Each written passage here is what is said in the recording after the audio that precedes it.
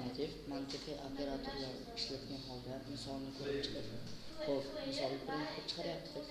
12-8 dan kattami deyapti. To'g'ri, true bo'ladi.